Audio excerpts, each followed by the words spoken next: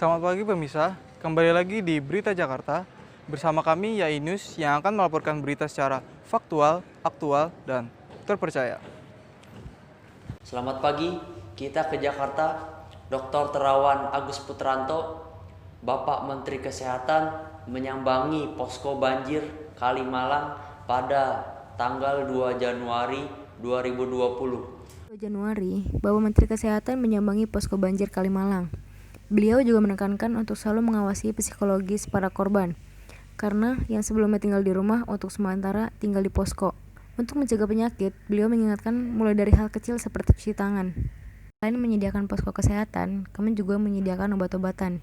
Tenaga yang kami kerahkan sekitar 11.000 dan jumlah pengungsi sekitar 60.000. Untuk dari sisi psikologis kita gerakkanlah teman-teman psikologis dari Puskesmas maupun dari TNI Polri ini untuk membantu supaya tidak ada trauma psikologis dampak dari pemindahan yang dia tadinya hidup di dalam rumah dan sekarang harus mengungsi, itu kan menjadi tekanan yang berat.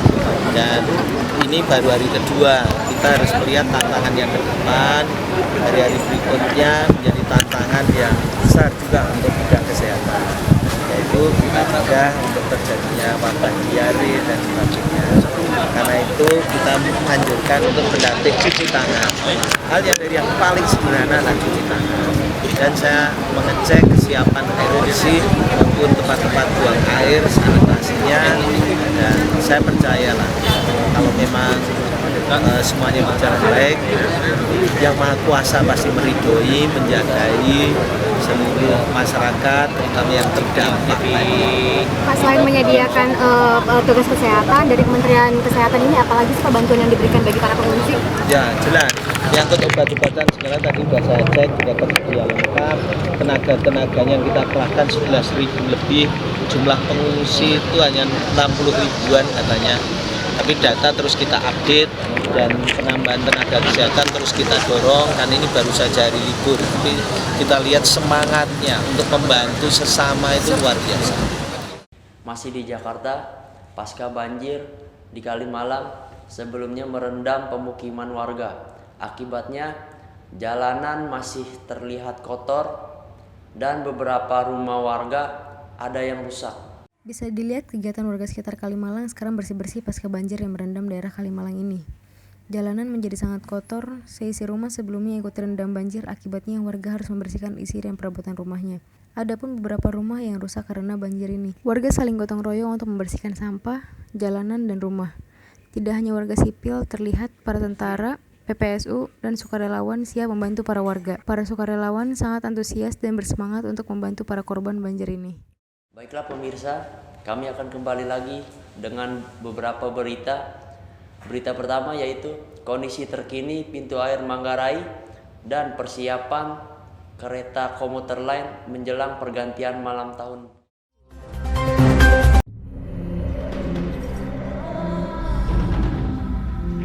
I'm Manny Pacquiao.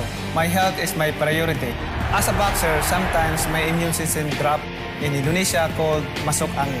First time I took tulak angin Sido Munjol when I get masuk angin in America. I trust Sido Munjol. It's very modern, very high standard. Thank you tulak angin, thank you Indonesia. Orang pintar, minum tulak angin Sido Munjol. Ini terlihat seperti kotoran biasa, padahal ini mungkin saja kumpulan kuman. Tangan Anda perlu lebih dari sekedar sabun cuci tangan cair yang wangi. Tangan perlu perlindungan. Yang Anda perlukan sabun cuci tangan Dettol. Formula Dettol melindungi 10 kali lebih baik dibandingkan dengan sabun cuci tangan biasa. Saya hanya percaya bersihnya Dettol. Dettol yakin.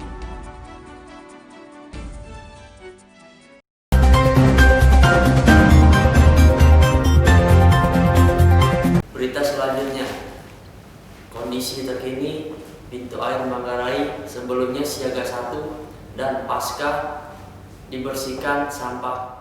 Selamat sore pemirsa, hari ini saya berada di pintu air Manggarai Jakarta Pusat. Bisa dilihat ketinggian air sudah mulai berkurang di ketinggian 7,50 meter yang sebelumnya siaga 1 di ketinggian 9,50 meter. Memang masalah di pintu air Manggarai ialah sampah. Namun jika bisa dilihat Di sini sampah sudah terlihat bersih dan sudah diangkut oleh petugas. Di sini juga terlihat ekskavator dan truk yang bersiaga dan siap mengangkut sampah ke pembuangan agar tidak menyumbat air di pintu air Manggarai ini. Pemprov DKI sudah berkoordinasi dengan para jajarannya untuk mengatasi air kiriman. Sekian dari kami kembalikan ke studio. Berita berikutnya, kereta komuter lain atau KCI menambah total 20 perjalanan khusus tahun baru.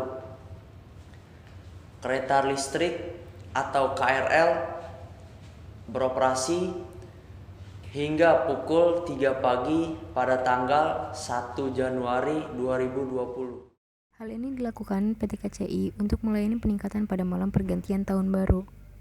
PT KCI juga mengantisipasi mulai menambahnya jumlah petugas untuk melayani yang sebelumnya didominasi oleh pekerja menjadi penumpang musiman yang perlu dibantu. Keramaian diprediksi akan terjadi di stasiun Jakarta Kota, Tanah Abang, dan Bogor karena dekat dengan titik keramaian pada malam pergantian tahun baru. Baiklah pemirsa, kami akan kembali lagi dengan beberapa berita. Berita pertama yaitu Pemprov DKI Jakarta telah membagi 3 zona di area Car Free Day.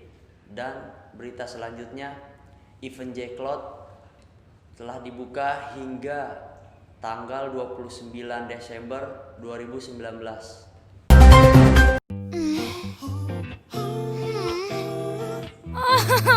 Pantesan kesana kemari. Bintangnya itu. Hati-hati, nanti sakit hati. Kak, daripada bintang itu, bintang ini aja. Wah, Nexstar, ada yang brownies. Lembutnya bintang baru Nexstar Brownies. Hadir dengan coklat istimewa. Sorry ya, kan udah ada Nexstar. Nexstar, brownies lembut di mulut.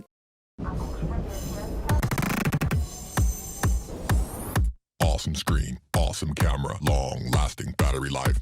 Awesome screen, awesome camera, long-lasting battery life.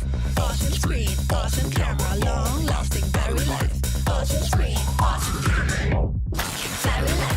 Awesome screen, awesome camera, long-lasting battery life. Awesome camera, awesome screen.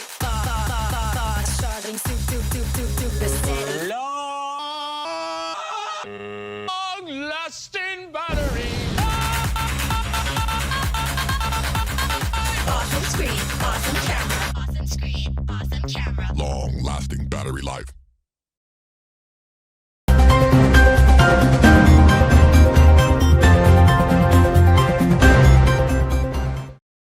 Masih di Jakarta, yaitu Pemprov DKI Jakarta menata area kawasan Car Free Day agar tertib dan terlihat rapi dari pedagang kaki lima demi kenyamanan dan tidak mengganggu kegiatan olahraga pagi hari Minggu. Akhirnya Pemprov DKI Jakarta menata kawasan Car Free Day yang zonanya dibagi menjadi 3, yaitu zona merah, zona yang dilarang berjualan yang bertitik dari Bundaran HI sampai ke Duku Atas di Jalan Sudirman, dan Bundaran HI sampai Sarinah di Jalan Tamrin. Zona kuning adalah zona yang boleh berjualan bagi pedagang kaki lima, yang dimulai dari Wisma BNI sampai ke Bundaran Senayan dan Sarinah hingga Patung Arjuna. Katanya sekarang lagi ada peraturan baru ya, dibagi 3 zona gitu Pak. Kalau boleh tahu disebutin satu-satu bisa nggak Pak? Iya, kalau untuk PKP ini sebelumnya kan memang udah ada kebijakan untuk pedagangnya maupun ini selalu diarahkan ya di atas rata-rata, tetapi kebablasan gitu. Jadi pejalan kaki maupun yang lari sepedanya sampai tidak bisa lewat. Jadi dibikin kebijakan baru lagi untuk pedagang udah diatur di jalan-jalan tertentu. Nah, ini steril dari pedagang maupun yang lainnya. Saya lihat sudah selesai CFD, mungkin yang punya hotel juga bersih-bersih trotoar di depannya. Saya lihat sih kalau sepintas sih saya lihat ya lebih baik sih sepertinya dengan ada peraturan itu, khususnya untuk kebersihan sih sebenarnya. Berarti lebih baik kayak begini ya daripada kayak dulu? Saya setujunya begini. Berita selanjutnya, telah dibuka Jacklot Year End Sale 2019 yang dibuka atau diadakan di Gelora Bung Karno Senayan. Jacklot telah dibuka pada tanggal 25 Desember sampai 29 Desember 2019.